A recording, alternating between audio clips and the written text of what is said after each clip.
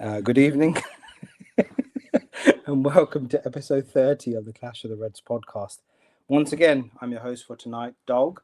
I had asked Danyaal to host today, but like Arsenal for the past 22 years, he bottled the opportunity to do so. It has been another fascinating week of footballing action. We had the Haram Derby yesterday, Zina versus Incest, Pork versus Gammon, Arsenal versus West Ham United. It was an incredible game which saw a late winner from the grey-haired minion Leandro Trossard. West Ham were cruelly denied an equaliser in the 95th minute after David Raya complained about being handled worse than an intern working for Harvey Weinstein. VAR, once ridiculed by Arsenal fans for being fixed, proved to be the saving grace for the Gunners as they now need 2 wins to secure their first Premier League title in 22 years. One thing is for certain, we are in for tons of bullshit from the Arsenal fan base. Fun fact, but did you know that if you cut an Arsenal fan in half, you'll get 2 cunts? Man City continue to apply the pressure against Arsenal with an impressive 3-1 win against Brentford. Will it be enough for City? More than you believe, says Pep. Manchester United were held to a drab 0-0 draw against Sunderland. In honour of the Reform Party winning councils across the UK, it appears that this has also silenced the immigrant voices at the club that have given them their recent spate of victories. And finally, there was another boring draw between Liverpool and the continuously struggling Chelsea. It was a sorry display from Liverpool being unable to put the final rights in the Chelsea side that had lost his last 6 games. Pressure continues to mount on the Dutch Blofeld slot and his tactics of terror at the club. Joining me, as usual, are London's finest. We have our resident gooner, a man who, since discovering he's part Indian, has been cosplaying as an online troll and scam artist. It's Danyaal. Good to see you, Danyaal. I don't know I'm more offended about the fact that you're calling me part Indian. And then we have our two Liverpool supporters who are about or the Arsenal insults, man. Why are you blocking my intro, fam? Well, at least let me say hi, man. Now say bye. And then we have our two Liverpool supporters who are about as Liverpudlian as the Sun newspaper. It's Zahid and Tamim. Good to see you both. And finally, my fellow fake Mancunian and Forex crypto finance TikTok trading bro, Omar. Good evening, gentlemen. Shall we get started with yesterday's game? Danyaal, over to you. You must have been busting a nut. Talk to me. I want to hand it over to the panel actually, but before I get my views, like let's clarify this. Was it a foul? Yes or no on David Raya? Yes or no? Like whoever wants to speak, go ahead. It was a foul. Yeah. Zahid? If we're talking about literally just that, then yes, that was a foul. There was more going on in the box than just that, but yeah, cool. That was a foul. Tambo slice and rice. Yeah, it was. Yeah, it was. I think it was. Yeah. Can't deny it. Omar, I've seen you trim down your beard a bit. Was that a foul? Yeah, it was. Overall. You're not referring to your beard length now, yeah? Was that a foul? I mean, there was... Here we go. Danyaal had these things ready. Of course he does, isn't it, man? I mean, you can see here, like, he's got one arm on his arm. Like, Pablo has one arm on Raya's arm, so he can't get to the ball. I want to make the point that Raya is being lauded as the best keeper in the world currently, on current form. And if the best keeper in the world isn't impeded, he gets to that ball. And then obviously, like at the back there, you've got Raya also being tugged from behind as well. So yeah, man, it was the right call. Probably one of the most stressful watches I've had the entire season, and yeah, this season has aged me more than you can believe. to borrow a Pep quote, yeah, man, like waiting for that VAR call. Yeah, man, honestly, it was absolute agony. And yeah, man, my cortisol was just rising the longer this match went on. Yeah, so absolute relief to come out with 3 points. I did think that this was the match to potentially bring us to the title. So thank you. Is it Zahid that put that picture up? Yeah. Yeah, I was waiting. Let's zoom out a little bit. Exactly, man. I was waiting to zoom out. That was torrid, man. I was so pissed off, honestly. It should have been a penalty at least, no? Any Danyaal? Penalty? That's Danyaal, can you their hear shout. me? Danyaal, can you hear me? Right, you can. No, I like honestly, like the amount of grappling and stuff that happens in boxes, and we've discussed this before, like specifically the Arsenal Chelsea match. There are games previously this season across the Premier League where grappling happens across, and I think it was on Match of the Day the former assistant referee was making the point that maybe there needs to be a change in terms of what happens in terms of forwards going into the 6-yard box. That it turned to a bit of a rugby match, but I do think like this full outrage over Arsenal potentially getting a decision in their favour is because it is Arsenal. Like, oh, they've been doing it all season, but at the end of the day, right? Like, I think Carragher said it really well today on Monday Night Football. I don't know if any of you guys watched it. He was like, look, Arsenal have been doing it by obviously pushing it to the boundary, but doing it legally, and nothing as egregious as what happened to Raya there, where he was completely unable to play the ball there. So, I mean, that's my take on it. To be fair, Was 1-0 a fair result? Because I think was it Hernandez that missed an absolute sitter, didn't he? Fernandez. I mean, yeah, he almost had too much time to think. Really, like that second half, yeah, was just absolutely bananas. Like Raya basically might have won us the league with that save. Yeah. And I think Neville said it on commentary that it reminded him of Ortega versus Son from 2 seasons ago. So I definitely saw that comparison there. And like literally 5 minutes after we go on and score. So it could be a title-winning save. Well, which by the way, I do have a gripe with the Football Writers Association. So Bruno Fernandes. Yeah, it's a slight detour here, but Bruno Fernandes being declared player of the season, fine. Like, don't get me wrong, I think there's been a lot of recency bias. He's done extremely well to get as many assists as he's done, and he's pushed United to get to a Champions League spot. But Declan Rice has got as many wins as this guy has played all season, 35. Bruno has played in 34 games. Like, I think you should wait till the season's done before giving out these sorts of awards, personally. But anyway. I'd love it if you guys lost to Burnley and Palace now, and they were like, "We should wait until the season's done, innit, before you start chatting shit." Zahid, I can see you being really pensive. Come on, hit me with your thoughts, please. So I'll be honest. I watched the game up until Arsenal scored, and then I switched it off. I was like, "Hey, what? Fuck this!" No, so basically, like it was a really tense game, and Arsenal had multiple chances to score. There were a few chances where there was the ball was just sort of like bouncing around just outside, just in front of the goal, and West Ham managed to stay in it. But it seemed like quite a nervy game for Arsenal. Obviously, with Ben White's injury as well, Ben White going off. I think, if I'm not wrong, Rice had to go and play in his position when he came off, and then I can't remember what happened, but I think Zubimendi came on. And was it Eze that got taken off? Someone got taken off. Zubimendi came on, but then Zubimendi also got subbed later on. So he only played like 20 minutes. But up until when Rice had to go back and play in Ben White's position, Arsenal was sort of out of sorts almost. Yeah. And only until after half-time when the changes were made, then things became a bit more stable. But I mean, yeah, West Ham had their chances, man. Todibo fluffed the lines as well. There was, I don't know if it was a corner or a cross, but he had a chance. Somerville had a chance. Who else was it? I can't remember his name. Their striker. Wilson? Castellanos. No. Sorry? Castellanos. Yeah. He had a great diving header, which would have been a great goal. So, yeah, West Ham had their chances. They could have been... I mean, Arsenal could have scored earlier before that, and West Ham could have also scored. Yeah. West Ham were playing well. And then, obviously, when you're lucks in, right? Trossard takes a shot, massive deflection, and it goes in. But a goal's a goal. Arsenal scored. That's when I switched off.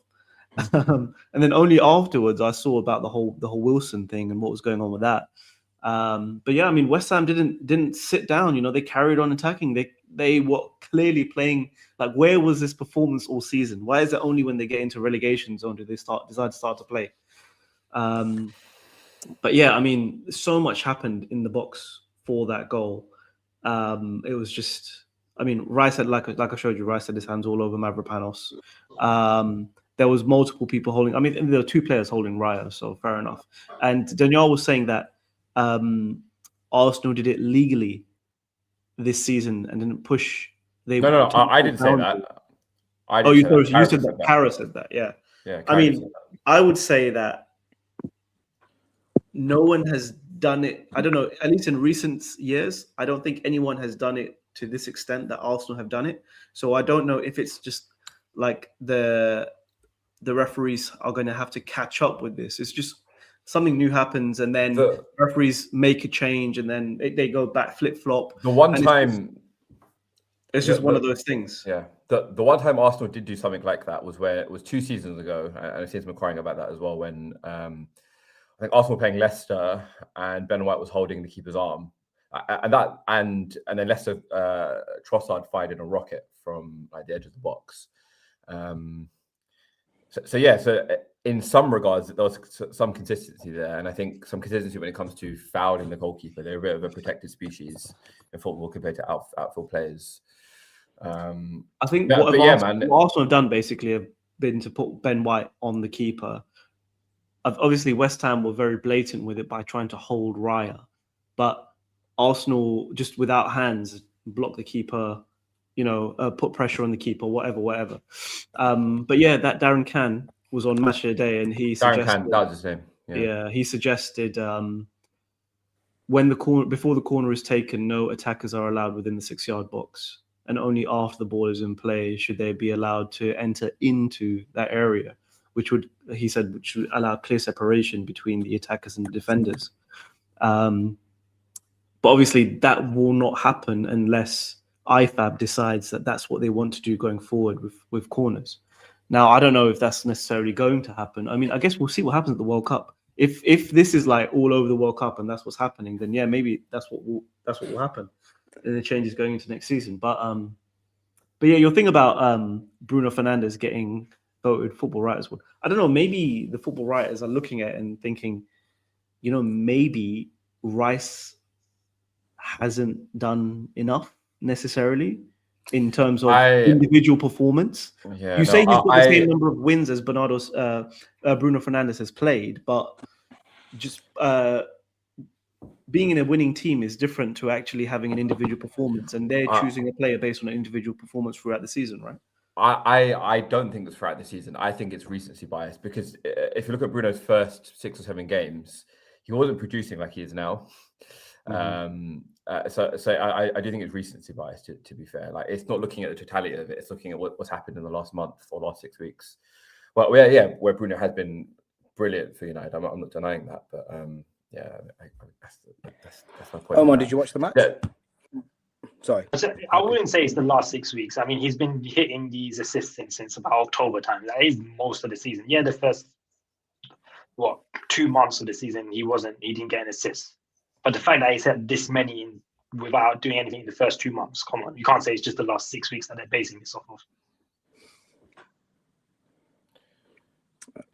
I think Danyaal encompasses all Arsenal fans with the fact that they need everyone to say Arsenal are great. They just cannot handle anyone not saying nice things about Arsenal. Please, just get over it. Rival fans don't have to be nice to you. We don't have to say your team's good. We don't have to say your players are good. We don't have to say you play good football. We don't have to say you're the best team in the world. Just we're in the Champions League final. Why do you need everyone else to say nice things about you? It makes no sense. Zahid, what did I say to you last week? Being rendered Arsenal is the same as someone saying you've got a mental illness. Oh, Danyaal fell down. He's been rendered Arsenal. Sorry. Exactly, Khalid is making point, that's what you are. Why does it matter who the football writers choose who's the player of the year? It doesn't matter. Just win the league, and then you don't have to worry about anyone else. But oh my God, just get over this need for gratification. It's just insane. Like, can anyone name who the Football Writers player of the season was last year, or the year before that, or the year before that? I don't think Oh, it was anybody. Bukayo Saka. It was Bukayo Saka. Yeah. The only one I that think is last year it must have been Salah because obviously he had a crazy season. Yeah. But other than that, No, that's Yeah, the one that nobody. The one that before everyone pays that- attention to is the PFA but- player of the year. That's the one that everyone pays Before attention to. that, before that yes, was that's no. Normally, the two coincide. The awards are the same. But before that, it was Foden, and the year before that, I believe it was Haaland. And that year, Saka got Young Player of the Year. So Zahid, carry on your Anyway. violations, man. Please. I'll shut up now. I'm going to mute. No, so, let's see what Tamim has to anyway, say. God damn it. I'd say Rice has had pretty poor games as well, especially recently. The midfield has been overrun in plenty of games that Arsenal have played in. So you're saying about Bruno not, being consistently at it with assisting and scoring goals. Same could be said for Rice. So I think as Khalid said, it doesn't really matter too much. I think the final result of who wins the league is the most important thing. The whole point of, do Arsenal players and fans and the team itself need to be liked? Yeah, I agree with Zahid. I don't think that stuff should matter. Like, I think every big team goes through that. Like when we were winning the league last year, we had a lot of criticism our way. Like when Man United were on top with Fergie, they had a lot of criticism go their way as well. Every big team that's on the up will have criticism. So it's not just Arsenal that get it. It's every big team. And I think that's dished out in equal amounts. That's my opinion. Now, Danyaal, I hate Chelsea. I don't like Chelsea. But even their fans aren't as bad as Arsenal fans. I just don't get it. Like, I saw a clip of Troop saying to Saeed it's just football fandom, man. Honestly, like not football fan. You know what? It used to be. I used to think that Ty and all those people were anomalies, and then I met you when you're in your pomp, and I'm like, oh shit, this is an Arsenal thing, man. I've never met a normal Arsenal. Every Arsenal fan I've met, it's like they're on the Richter scale. Once they hit there, it's like, oh yeah, they're becoming a typical Arsenal fan now. I don't get it, man. I think you guys are too insecure. I swear, Dan. You're like plastic surgery FC, man. At the end of the day, right? Yeah, the reason why we are, and I think Rory Talks Football said it quite well. Like 22 years of bullying from rival fans has caused us to be the way that we are. It's not bullying though. That's bullshit. It's not bullying. But you give it as well. Like last year, PGML League title and this and that. But if we said PGML League title to you guys, you'd be like, oh, everyone's targeting Arsenal, this and that. Did we say that last year? Oh, everyone's targeting Liverpool? We didn't say that, did we? So it's the same. Every big team gets it. I gave Liverpool their flowers last year, and you know that. No, you haven't. That's BS. There's banter. Bro, look back, man. Look back. Why don't you violate United? You kept saying we were winning because of the refs. You're saying we won. I never said that. So many times. I joked over it. Yeah. No. You did. It's the other way around. It's the other way around. He only said it was Liverpool's title so he could then gloat if Liverpool bottled it. Exactly. No. Complete and utter truth.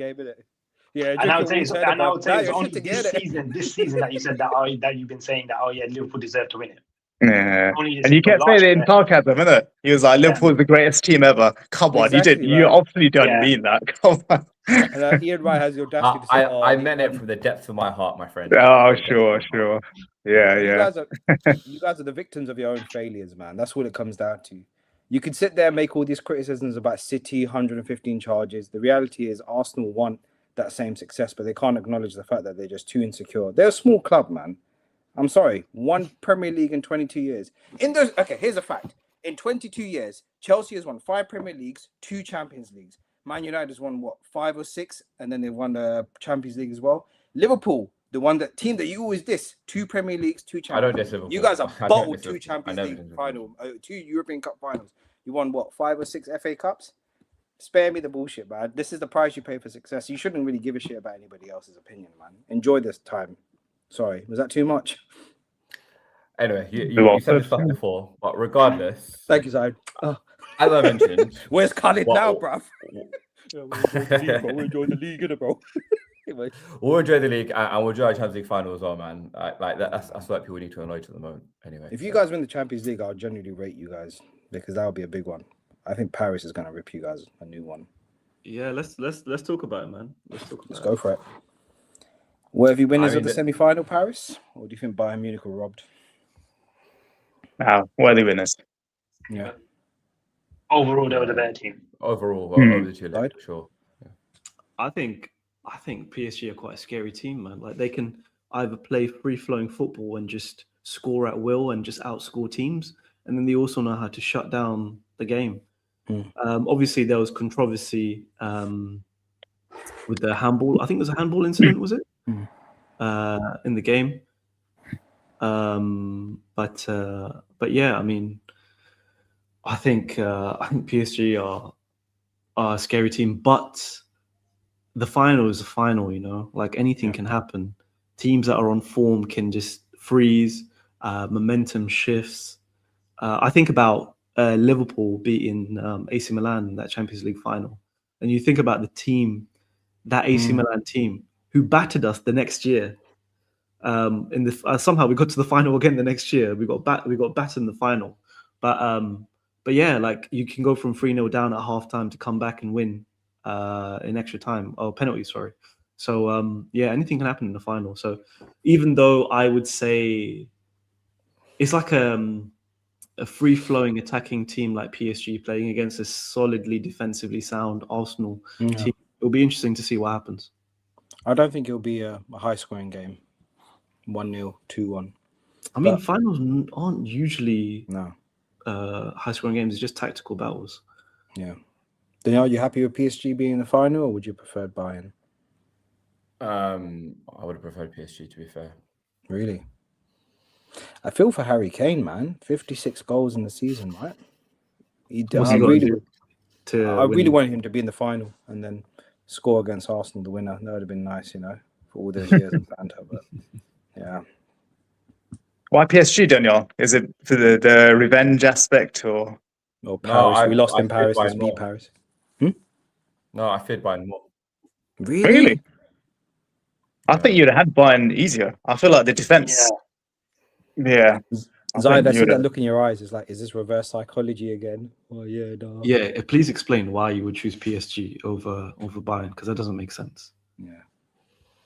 Just Bayern's firepower into the Diaz, Kane, Gnabry, Elise. Yeah, but PSG have you Dembele, Kvaratskhelia, Hakimi, Desiree Vitinha, Barcola, Doué, Barcola. Yeah, Barcola. I do think PSG style would have suited us a bit better. Okay, so to all our viewers, what he's basically doing is making it like, oh yeah, I would have preferred Bayern. And if they beat PSG, yeah, we beat the best team in the league, man. Oh, nobody's gonna come near us. Oh yeah, unbeatables, unbeaten, running the Champions League. Hate watching once again, lads. Mo, are you using up your page to go credit to send these comments in? Like and subscribe, yeah. But are you like using up your credit, fam? Oh man. I think so. I remember watching. I think, yeah, it was Liverpool, Real Madrid. I watched it with my cousins, and everyone was hate watching Liverpool except me. And I was like, obviously, I was devastated with the Salah injury, blah blah blah blah, and the end result. But I didn't realize how much. I've never had the opportunity in recent years to actually have a enjoyable hate watch of another team. So yes, I'm going to savor that final. Trust me. And if Arsenal lose, I'm coming on smoke after that on the next pod. But yeah, I think it'll be a good final. Yeah, it will be. As long as Arsenal, I think Arsenal going to be up for it, man. Like they were up for it in the second game. In the, I mean, I saw the banners and everything. Like the stadium was rocking. So yeah, bro. Honestly, it was the best atmosphere I've ever experienced at the Emirates.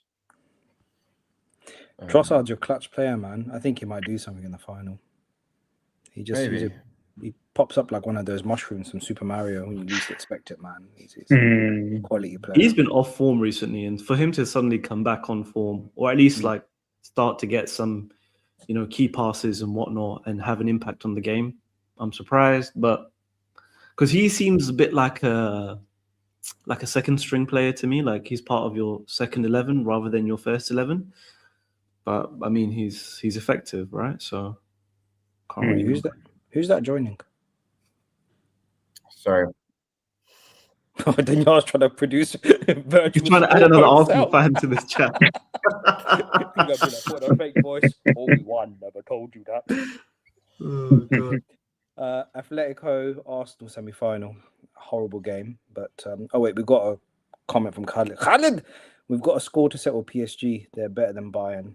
No, look, at least Khalid's a bit more honest here. What do you make of that, Danyaal? Have you got a score to settle with PSG? Can't hear you, bro. You're on mute. Say something. They show that over the 2 legs that they are better. So we'll see, man. We beat them over XG last season. No, you didn't. We did you've never seen that, boys. XG champions, yeah. XG champions, you've never seen that. and we also beat them at home. So we'll see, man. It will be interesting. I mean, I think for us, we need to get Timber back. I think he is a difference maker for us. Who's that? Zahid and Tamim. Is he potentially going to be fit for the final? No idea. Saka didn't play. I don't know. From what I watched, Saka had a few chances where he sort of put it over the bar, and I don't know. I guess maybe he just had an off game, but he didn't seem on form against West Ham. But I could be wrong. But if PSG go and do back-to-back Champions Leagues, they will go down as one of the great teams in modern football. Surely, like if you can go back-to-back Champions Leagues, then you've got to be put right up there. But it's where they were before the win. They were always ridiculed as like the bottle job club of Europe, weren't they? Innit? Yeah, I mean, Luis Enrique is completely.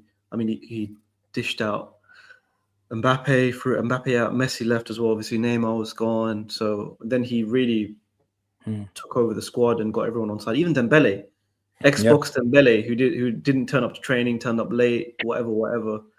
He managed to get him Ballon d'Or winner, like nuts. What did you make of the Arsenal semi-final? I mean, Atletico is never going to win it now. They've had so many chances. They're just bottling it left, right, and centre. I think Simeone's probably going to go at some stage. He'll get a hero's farewell, but I kind of expected more from them. I mean, the first leg, they should have put that to bed. I think their final was beating Barcelona. I think for them, getting rid of beating Barcelona over 2 legs and absolutely destroying them to some extent. I think that was their final. And then Arsenal after that was just anything extra. So, yeah, I was disappointed with Atletico's performance as well. But I don't think they did it. Obviously, they didn't do enough. But they had a lot more to show than what they did in those 2 legs against Arsenal. But, yeah. And this is where I think... so this is where I think Arsenal might have the edge over PSG in that. I feel like PSG played their final against Bayern Munich. And so that's where it's always the case, isn't it? Where you play better in the semi-finals and you're expected to win the final. The other team edges you out. It just reminds me back of the 2019 Rugby World Cup final. England played New Zealand in the semi-final, and that was meant to be like the big crunch match. And it was a really tight match. We played well, we beat them, and then we were expected to win the final against South Africa, and then we just got battered. Yeah. So this is where I think Arsenal might have the edge over PSG. Now they've played their final already against Bayern Munich. Can you imagine if Arsenal do the double, man? Oh, we're going to shut down this pod. We're going to shut down this pod, I'm telling you. Tamim, sorry, man. You like there in the corner, like one of those like sex adverts that pops up, like, hey, you. You just little square dimension, 16 by 9, but what's going on, man? I don't really have nothing new to add to the points already made. I think it's going to be a tight game. I think PSG ultimately are maybe slight favourites, but it's a one-off game. Arsenal's defence, is very, very solid. So the question is, can they keep out PSG's attack? And there's every chance they might be able to. It might be a boring 0-0 game. Then 89th minute, Gabriel header from a corner. Arsenal fans obviously will take that. That'll get them the Champions League trophy. So anything can happen. Yeah. anything can happen. I was going to give the final word to Danyaal, but he's going to leave and come back. Should we move on to the City game then? 3-1, right, against Brentford. I was quite surprised by that. I thought Brentford would have given them a harder game, no? Was it 3-0? Was it Was it 3-0? 3-1 or 3-0? 3-0, 3-0, right? Sorry. Doku's just producing these bangers left, right, and centre. I don't know where they've come from. Oh, hello. Sorry. Danyaal, can you still hear us? Go on, Zahid, after you, man.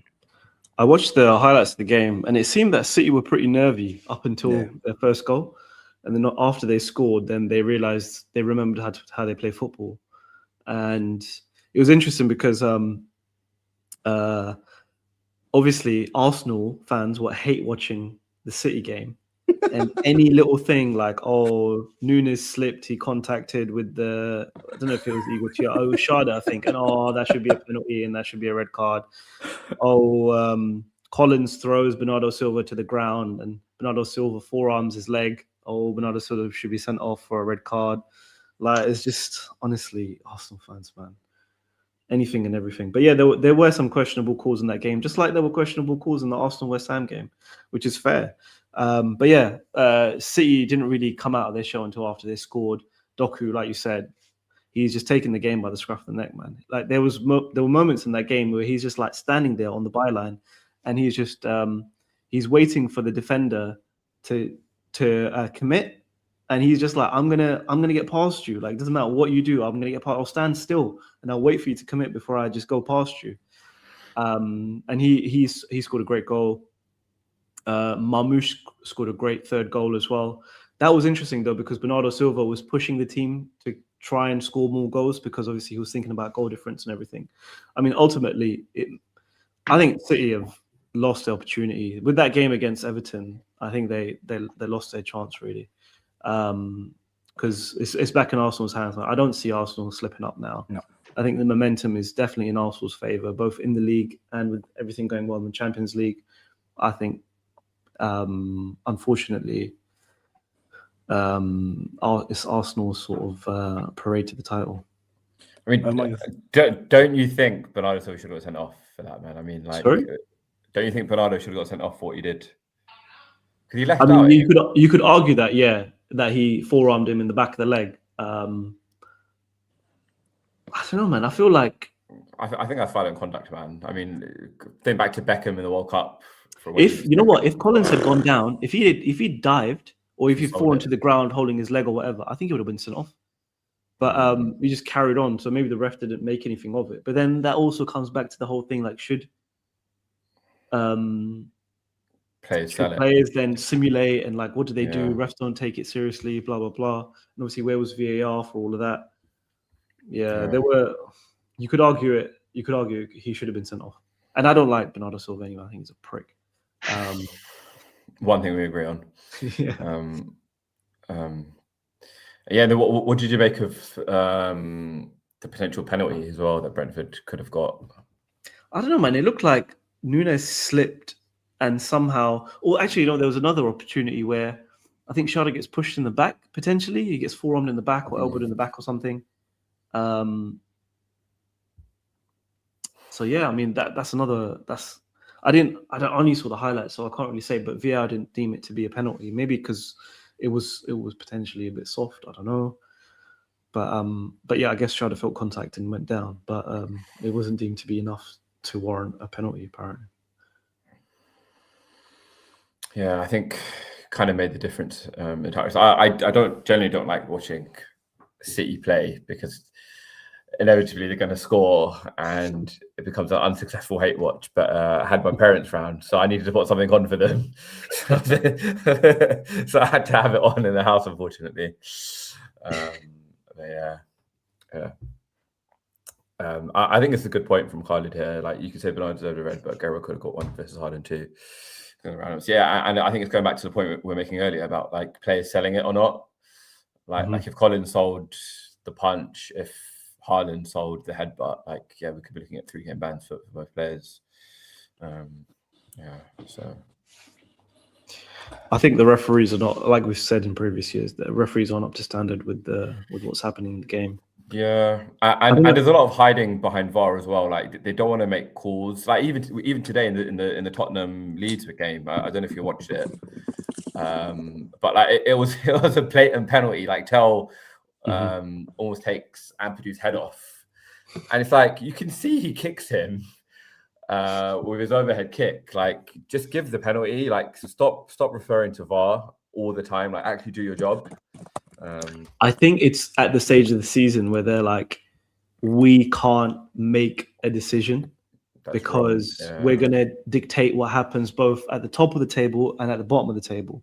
So if we use VAR, then we could show everyone what's happening and decisions that we make. And we've, looked at every angle and blah, blah, blah, blah, blah, and made a decision. So I think it's their way of trying to protect themselves from being seen to be influencing what's happening in the title race or in the relegation fight as well. Omar, Tamim, any comments from you guys? Danyaal, what are you laughing for, bro? I didn't watch the I didn't manage to watch the game, so Yeah, same. maybe Omar. Tamim, you're on mute, bro. Same. I didn't watch it either. I've not even seen the highlights. Fair enough. Tamim?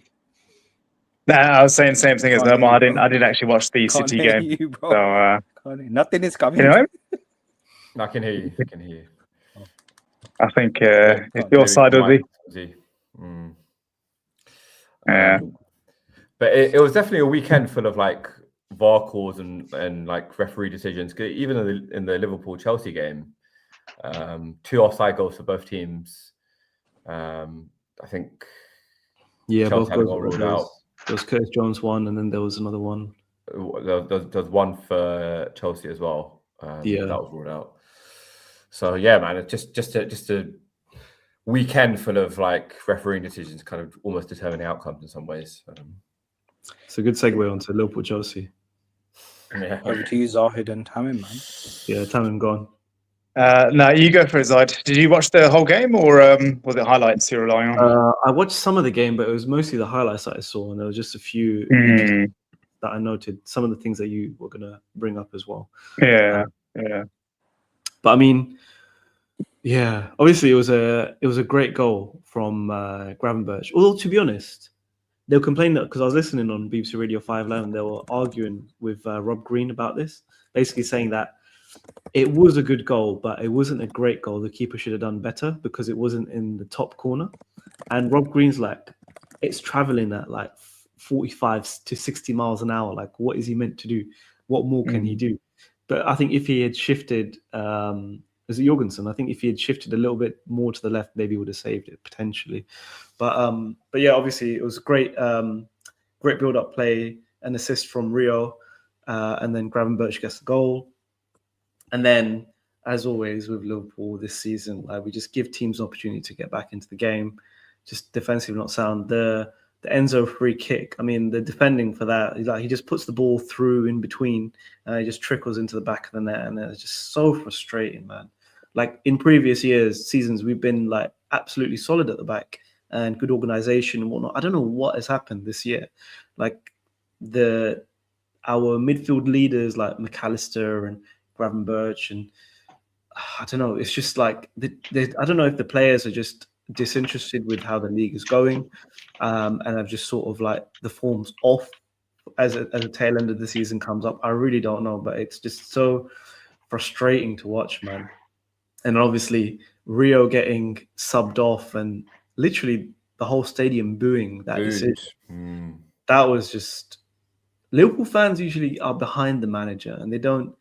We're not like other clubs that do this sort of stuff in the stadium. So it was quite interesting to see that was Trent last season. I mean hometown hero. That's bad, like bro. Way, that was bad. I think that's the whole thing about him being a Scouser and him, the way he left the club, and the whole thing that he would, unique. He would say he was going to stay, and then it came out that he'd been like learning Spanish for 6 months or whatever. Like, there's ways to do things, there's ways to leave a club, and obviously he did what he did. But yeah, I mean, the decision to sub Rio was frustrating. Obviously, Isak needs to play, and he just come back from injury again. It's just a very frustrating end to the season. Yeah, Khaled, keeping thank you for your Gakpo on the. question. Thanks, Danyaal, Oh, for sorry. skimming through that. Do make sure you like and subscribe if you're watching us at home, in the car, in the shower, in the toilet, at work, at the night job. Can we get a word on Liverpool legend Alonso potentially becoming Chelsea manager? Tamim, over to you for that, and then Zahid, you can jump in. Yeah, Alonso's in a bit of a tricky position because he probably does want the Liverpool job, whether it's this year or some point in the future. Obviously, the links are there with the club, and he's a legend, and he's expressed that, he has love for the club. But, Liverpool have said that they're going to back Slot for next season, and how true that is or not, I don't know. But if it's a case of we're going into next season with Slot, then what does Alonso do? Is he going to just wait another year out of management? He's a top manager. He's in his prime. He's learning. He's still, got a lot of years in the game. So he's, if he's got a good proposition like a top team like Chelsea, then I can't blame him for taking the job. So yeah, it could happen, and I can't really fault Alonso for taking the project on, because as I said, it's a big club coming after him, and he wants to work. He's probably itching to get back on it. But I mean, the whole debate of keeping Slot or not, I think I'm still in the Slot out sort of bandwagon. I think having a face like Alonso would be good for the club. I feel like Slot's lost it with the fans. Yeah, I don't see any way where Slot can turn it around. I know there's also, you've said it yourself about maybe he should be given a bit of time and not as much stick, because there's a transition year. We've had players leave, we've had a lot of players come in, but no, I think Slot should have been able to turn it around by now. And what you were saying about the performance, Zahid, that's just, we're at the tail end of the season, and we're saying the same thing week in, week out, about our defending, how the midfield, they're passengers, about how he's handling Rio and keeping Gakpo on, and all these, issues, not just one or two issues, but 3 or 4 issues. You'd think, regardless of what happened in the summer or how many players left and this and that, he should have steadied the ship somehow by now, but it just seems like the same thing week in, week out. So I mean, I'm not happy about Slot staying in next season. Hopefully he proves me wrong, but I just can't see a world where Slot can turn it around. Alonso joining Chelsea, as you asked, I can't blame him. So I echo a lot of the points that Tamim's made. I mean, so on the one hand, I would say I can't blame Alonso if he wanted to go to Chelsea, but on the other hand, I would definitely be unhappy with him going to Chelsea. The Chelsea owners have no interest in success at the club. They just care about a financial model that makes them money. So why would he waste his time going to a club that have no ambition to win trophies? He would go there with the guise of potentially, doing the rebuild and making the team successful, but the owners don't want that. So why would he waste his time going there? I'm hoping anyway that maybe, so obviously the rumors come out from David Ornstein that Chelsea are looking to Alonso as a potential managerial option, and he said that he's open to it. He's not necessarily agreed it or anything. So at this stage, I would say maybe potentially he's trying to push Liverpool's hand in terms of making a decision that either he goes to Chelsea or Liverpool make the decision to sign him and sack Slot. I don't know what will happen. But part of me thinks, should we give Slot another season to see what happens next year when he's had his players, new players that have come in for a year. He's had another window where he can potentially sign players, and then we see what happens the year after. But I just don't think, whatever his style of play is, he's not implemented it on the team. The team have not received it well, and they don't seem interested in playing the way that he wants to play. The team are happy to play a more sort of aggressive counter press and all that sort of stuff that we played under Klopp. And that was a great identity that we had. It was it was so successful for us. It got the fans, engaged with the team. I mean, I wouldn't say that there were other rival fans up and down the country that would necessarily have an issue with the way that we played football. And I think we played attractive football under Klopp as well, and even Slot in his first season. So yeah, I'm done with Slot, to be honest. I would much prefer Alonso, but it might be the problem with bringing on Alonso is it could end up being another rebuild season again, which would stall things. But then if you're looking long term, then I wouldn't necessarily say it's a bad option. If Slot doesn't win the league for you guys next season, do you think it'll be curtains for him, or would you rather see him go? I don't think we'll win the league with him next season anyway. I think it's going to be another year of rebuilding to try and get the players implemented into the team, and then we're going to have to sign like defensive midfielders, or probably defenders as well. And it's going to be another sort of rebuild next year as well. Maybe we'll, I don't know, get to the quarters of the Champions League or something. Hopefully finish third or fourth, maybe second. But yeah, I think that's all I'm hopeful for with Slot in next season. I think trying to go back-to-back league titles. I mean, we had the window that would potentially do that, but it's just so difficult to do. I have a hot take. I think United might be more capable of challenging than Liverpool next season. I'm always I think thinking he'll be bringing as manager.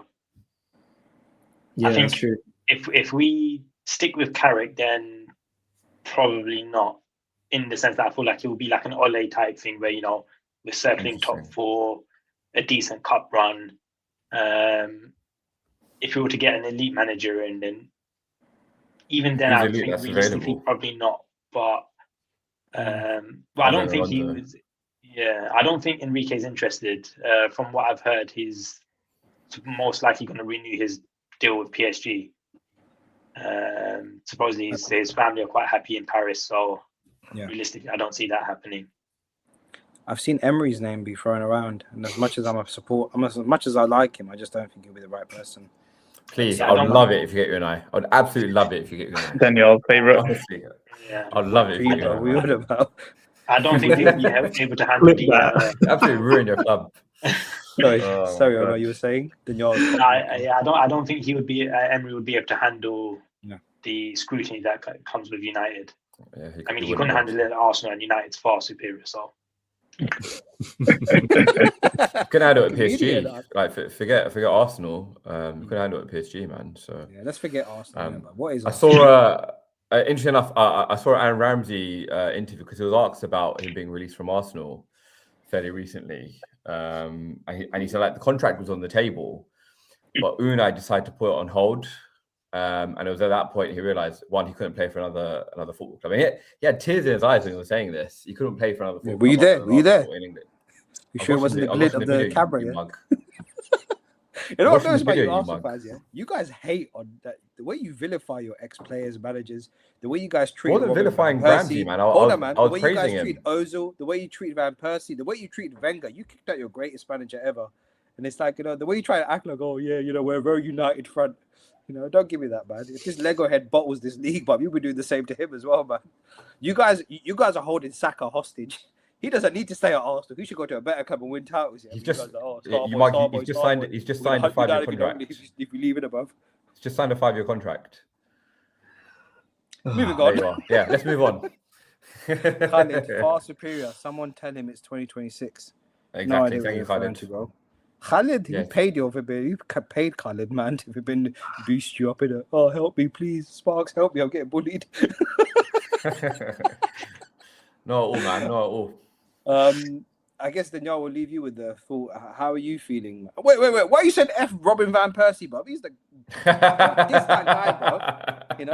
You see that little interview. Big up SJ, bro. Big up SJ. Big up Khalid. Big up Sparks. Big up all the goons, man. You guys Arsenal Nation out here, bro. The way you vilify your class players, the way you treat Ozil, the way you treat Robin Van Persie, man. How dare you? Ozil? We love Ozil. What are you talking about? No, you don't, bro. You guys, even Aubameyang, man. The way you treated him, it's ridiculous, man. Oh yeah. Haters, man. Van Persie, you guys gave him a standing ovation when he came to your club and flipping won the Premier League, bro. Don't try that, yeah. Anyway, Danyaal, I'm waiting for you to give me a guard of honor when Arsenal finally win the league, man. I'm waiting for that guard of honor, lads. I'll give you the guard of honor from Braveheart. I'll bend over. You can see my rear end, bruv. Danyaal, how are you feeling though? I mean, a couple of weeks ago, someone, I'm not going to say who, was using the B word, bottle. Things have changed drastically, man. You're looking at a potential double. Talk to us. What's the thoughts? And don't try and be humble and be like, oh, yeah. Tell us what you're really thinking, innit? Because for all our viewers in the WhatsApp chat, you chat a lot of shit. You're very brave, but when it comes to this pod, you're very quiet. You're very timid. Like it's your first night out, going out with some boy sitting in his RS3 after having shisha and be like, I've never tried this before. Talk, speak out, say something. Never done that before, yeah? Sorry, mum. Don't have an RS3. 262 bus. Feeling confident. I think the fact that City have a cup final to look forward to next week, it might mean psychologically as well that they might maybe unintentionally down tools versus Palace in midweek. So if they do drop points against Palace and we win against Burnley, the league's ours. So feeling confident. And yeah, man, like just to go back to that semi-final last week, man, like I've never ever seen the Emirates as united and as loud as that before, like through pre-kickoff all the way to after the game, man. So the fan base is definitely united in this. It's just up to the players to get over the line now. And I think yesterday's game was the game that would have defined whether we become champions or not. If we could have beaten West Ham, which we did, I think that was the match that everyone was looking at, that we could maybe drop points in. The fact we got through it, I think, people expect us to beat Burnley. The fact Palace also have a cup final to look forward to after playing us, I think might also mean that they decide to rest players as well. So yeah, man, bring it on. I think whatever happens with the cup final, like que sera, but yeah, I do think the league is wrapped now. It's a bit weird how you say that Arsenal fans are united on this. Would you want any Arsenal fans to not want you to win the league or something? Why would you not be united wanting to win the league? But believe it or not, there are some Arsenal fans who want this project to fail so they can get Arteta out. So that's what I mean. Like the stadium was united. I forget the online Twitter personalities and whatnot. But the Arsenal fan base in the stadium, like fully behind the manager. No boos. That's what I mean by that. There's no booing in the ground. That's what I mean by that, man. No one's saying Arteta out right now. Zahid, I know you're preparing like some roast for Danyaal if they bottle the league in the final, or if they bottle either one of them. Some fans want to see us lose. Trust me. Safe blood, innit? Trust you, innit? But your profile picture says Guna. Can't take you seriously anymore. Big agendas. It becomes a conspiracy theory. I think this is an Arsenal fan. I don't know. Maybe it's all clubs, but it feels like it must be a bigger thing for Arsenal fans. Internal fighting seems to be very common amongst Arsenal fans. It's not uncommon to see a disunited Arsenal fan base. Common in Finsbury Park, bro. I've seen homeless guys fighting pigeons. What are you doing, blood? Outside Eden's cottage, yeah? $1.99 wings and chips, but no wonder why the chicken's so cheap there. It's a good chicken and chip shop, man. Sorry, Zahid, you were saying? No, I mean, I guess like Khalid said, you haven't won it till you've won it, and I mean, I don't see any more twists in the Premier League race, to be honest. I mean, I don't know if there's a team who have Arsenal got left still the last 2 games. Burnley and Crystal Palace. Yeah, so other than Palace, I don't see Burnley doing anything. Burnley drew 2-2 against Villa, but I know Daniel's going to be like Emery in it, man. That toss-off falling apart at the end of the season. Good evening. The only thing is, at the end of the season, sometimes teams will produce performances when you do not expect them to at all. Like some teams drop off, other teams just decide to start playing, like Brazil. And you just don't know what will happen. No but pressure, I don't know. I'm clutching at straws, really. I expect Arsenal to canter to the title, really. Harder for Arsenal to lose now, man. Yeah. Yeah. Burnley played well against City 2 weeks ago. I think it was 2-1 down to the wire, and they had like chances as well. They finished 1-0. Like, was it 1-0? Yeah, it was a close game. I remember. I was like, yeah. Then they were literally nothing to play for as well. They had already been relegated at that point. You never know. Yeah, like I said, it's clutching at straws, but you never know.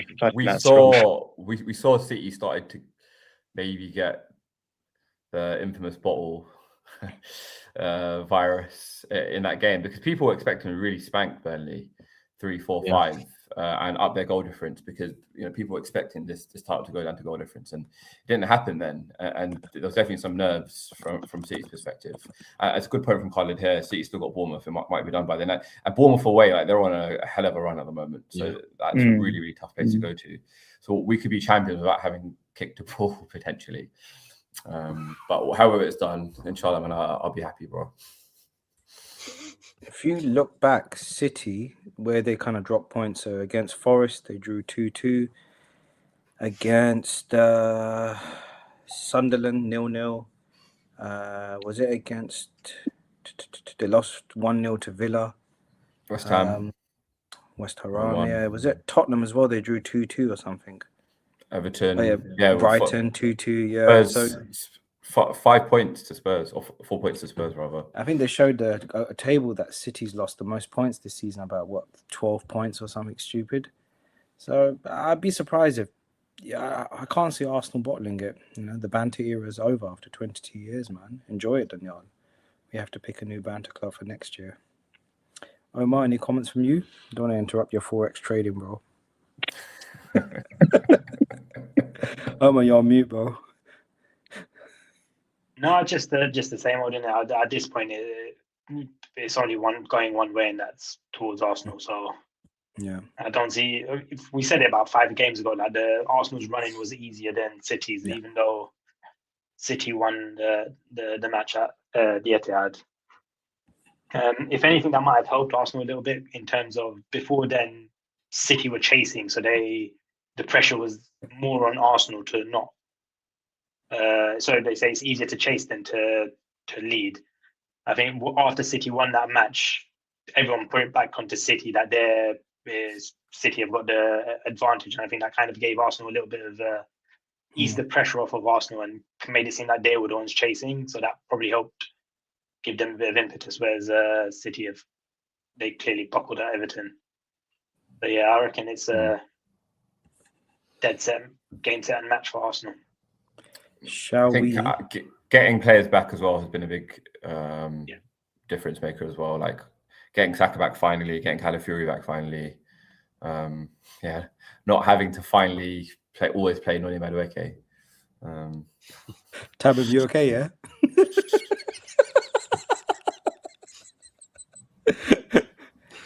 Do we have anything to say about the United Sunderland game? No, because I don't think there's much about that, to be honest, at all. Jim Ratcliffe's happy. Talk about dead rubber. Yeah. I watched the highlights as well. It was over in about 5 minutes. Yeah, there wasn't a lot. Two teams on the beach. 2 main takeaways is big upgrade, and you can see how having Sonny Lamins as our keeper has definitely been probably of the 4 signings we made last summer, potentially the most important one.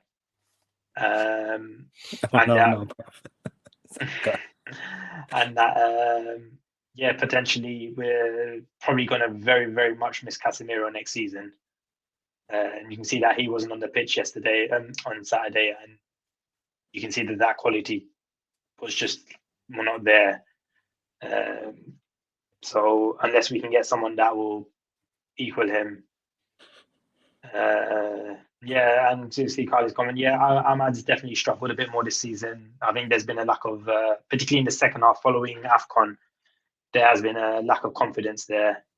It came from Burma as well, right? Like a bit of a drop from Burma after AFCON, Burma was a little pre-AFCON. He was much more firing on all guns. There was like one point when Ahmad had a potential one-on-one on Saturday, and decided to square it. And I feel like if he'd had that confidence, he would have buried that. Whereas he second guessed himself and went for the pass. they mentioned some Edison links. I've not read anything about that. So yeah, we'll just ignore that. But yeah, I mean, it's weird how we went from everyone just laughing at Onana and all the focus being on Onana to now not really having anything to say about Lamens. So clearly he's doing a good job. He's doing this job. And he's playing well. He's not the biggest keeper either, but he gets the job done. Yeah. I mean, one of his, I remember listening to one of the podcasts and say one of his advantages is that he doesn't let mistakes phase him. So if he does, like, for example, the one he did the other day, it won't affect the rest of his match. Whereas with Onana, if he made a mistake, or even when we had De Gea and go, if he made a mistake, there was another 2, potentially 3 more mistakes coming that match. Same with Bayende as well. Whereas with Lamens, he seems like, it's water off a duck's back for him. He can keep his focus. Where would you rank David De Gea amongst your more recent United keepers? Like, let's say from 2000 till now. Where would you rank him? There was multiple seasons, at least 1 or 2, where he was your player of the year. Yeah. I think he had it for, I don't know if it was 4 consecutive seasons, but he had it for four seasons where he was player of the season. His final seasons with us, he got Golden Glove, and that was despite the number of mistakes that he had, and he ended up getting kicked out by Dawg. Because I remember when you signed Van der Sar, and I was like, "It's a wrap, man. The league title is a wrap." When you signed him, I was like, "It's done." Dude, we signed him as a number 2. You know that originally we signed him as a number 2, as a backup keeper, because by this point he was already backup to who? 30s. I can't remember who it was at the time. I think the plan was that what's his name? I can't remember his name. He was a younger goalkeeper, and the plan was that he was going to be the number 1. And then Van der Sar came in, and it was more just having an experienced person there, someone to guide him. And he ended up being the number 1 for the next. Because I think when we signed him, he was already in mid-30s or something like that. So he was reaching the tail end of his career. Yeah, he was at Fulham for years, but he was a great keeper for you guys. But even though he was at Ajax for longer than that, I mean, he won 2 Champions Leagues at Ajax. Then he went. I think he went to Juve. Then he went to Fulham. Well, he was kicked out of Juve because they brought in a young keeper called Gianluigi Buffon, and then he ended at Fulham as a result, which is mad. Yeah, we had Fabian Barthez at one stage. That guy was a nutter. Yeah, it's so funny, man. Mr. Pete Meltdown France team, right? I love that France team. They were great, man. I mean, he'll always be remembered for that offside against Henry. He tries to play that. That's his main takeaway. Just standing there with his hand, Henry runs around him. We had Tim Howard as well at one stage, didn't we? Right? Yeah, he was he was usually a backup keeper. David Moyes, right? No, he was there before that. He was Ferguson era, and then he went to Everton and he became Everton's number 1 whilst Moyes was there. But yeah, he was usually a backup keeper it was that period from when Schmeichel left to when Van der Sar came in, when we about kept on chopping and changing a lot between who our number 1 keeper. We had him, we had Roy Carroll, sort of chopping and changing between them. Should we move on to predictions, ladies? Yeah, we definitely went on a divergent there talking about United's fast goalkeepers. Got to be done. Danyaal used to remind himself what a champion team looks like if he wants to be part of the big club. It does. Okay, the big one, Wednesday. 1 goal trophy, mate. No one else has it. 1 goal trophy. No one else has it. Should we turn this into the History Channel, Danyaal? It's all violent. So, predictions. Okay, predictions. So Wednesday we've got City and Crystal Palace result. Zahid, what are your thoughts on that game? I expect City to win that game. I think it might end up being a close game. I'd say maybe 2-1 City. Danyaal? Yeah, I agree with Zahid. I think it'll be close. But yeah, I think it'll be 2-1 City. Omar? I don't think it'll be that close. I reckon City will keep a clean sheet, 2-0. Tamim? Yeah, I think City should have this. Palace, their league season's pretty much finished. I'll go 2-0. I'm going to say 1-0 to City. I think it's going to be a very nervy win. I think they're probably going to be a bit offended over the West Ham game. So, yeah, not really too confident about City. Thursday, no matches. Friday, Villa, Liverpool. Should we do a prediction for that? Zahid, you first. What a shit game that's going to be. Man.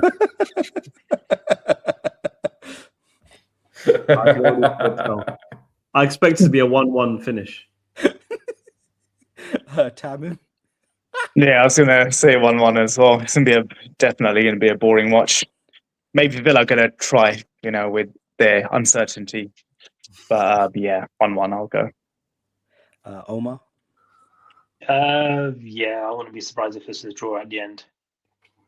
Danyaal? Yeah, I think it's a draw. It's got draw written all over it. I think it's going to be a 0-0. Boring game. Saturday, Chelsea, Man City FA Cup final. We can do a prediction for that. I think Chelsea's going to win. 2-0.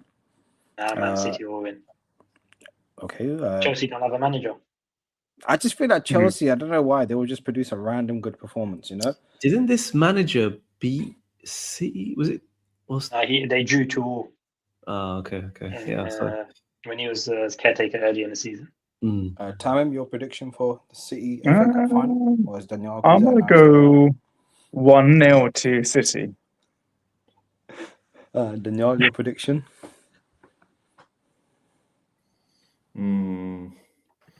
2-1 after extra time for City. And then Sunday, okay. Sunday we've got United Forest. I don't really care about that game. Brentford, Crystal Palace. No, I don't give a shit about Sunday's fixtures. Next Monday, Arsenal, Burnley. Will be after, just before we do the stream. Tamim, your prediction for next Monday, Arsenal, Burnley. I'm going 2-0 Arsenal. Omar? Yeah, I'll go 3-0 Arsenal. Zahid? Arsenal playing at home as well. They got the momentum behind them. I expect 3-0, 4-0 win for Arsenal. But inshallah, something will happen. Yeah, so something like a 4-5-0 hammering for us, for Arsenal versus Burnley. I think it'll be 3-0 Arsenal. I reckon it'll be 8-2 Burnley. Just kidding, man. Arsenal 3-0, man. I had to mention 8-2 Danyaal. I hate to bring it up. At 8-2, bring it up. Pons, he's full of them. You've dismissed the United Forest game, but I feel like those two clubs historically have some history. One. I mean, the only thing is, without Morgan Gibbs-White, with that massive hole in his face, I don't know how well they're going to do. But yeah, did you see the injury and the scar from the the scar is insane. Mental. Wait. Yo, you can see his skull when it happened. Oh, what days? Insane.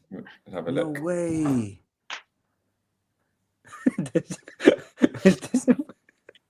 This Aston Villa player doing what's that celebration? And Danyaal. He looks like he's been attacked by a dangerous dog. Bro. Probably Joey Barton's dog, isn't it? It's bad. Before that as well, he was potentially there were articles being written about him for a potential England call-up as well. Mad. But surely that's this season over. Crazy, man. Do you want to do a prediction for next Tuesday's match? Bournemouth City. Should we do that as well? Yeah, because it could be the title decider, right? Let's start with you, Tamim. Tam. I'm going 2-1 City. I think they'll edge it. They'll edge it. Zahid, Mo says he wants to see you on your knees. Pause. Pause. Your prediction for Bournemouth. Astaghfirullah. Don't get astaghfirullah. I think. Are you Omar, Zahid? Yeah. Oh, did you say Omar? Sorry. Sorry. I don't know. Bournemouth are a decent team. They're doing all right. I wouldn't be surprised if they'd rag a draw in this one. But yeah, maybe I'll go for like a 2 tie draw. Zahid? I expect to be a 2-2 draw. Actually, I think City will just get to them. It'll be too much, and they'll give up. Danyaal? Yeah, I think that's the night Arsenal are crowned champions. I think they'll draw. Stuck for a loss. I reckon it'll be 2-2 as well. And Inshallah. I can see all the Somali Arsenal supporters outside the stadium having bar cola or bar cherry head in it. Yeah, wallahi, bro. Shani, you know that, bro. They'll be going a bit bad in it. Yeah, I reckon. Bro, we have a very diverse fan base, bro.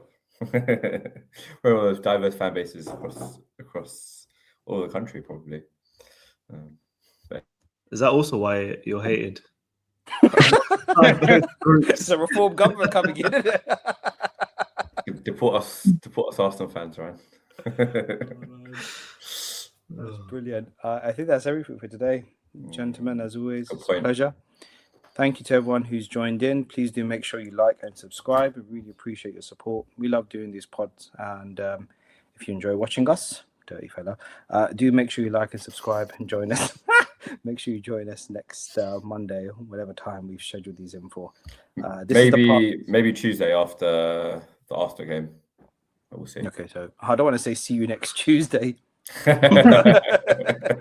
This is the part of the show where Danyaal gets a bit nervous. He's trying to find the leave button. So I'm going to start going off and say, Assalamu alaikum, Khudafis, Sasriya Khan, Namaskar, Kem Cho Saduche, Amasholo.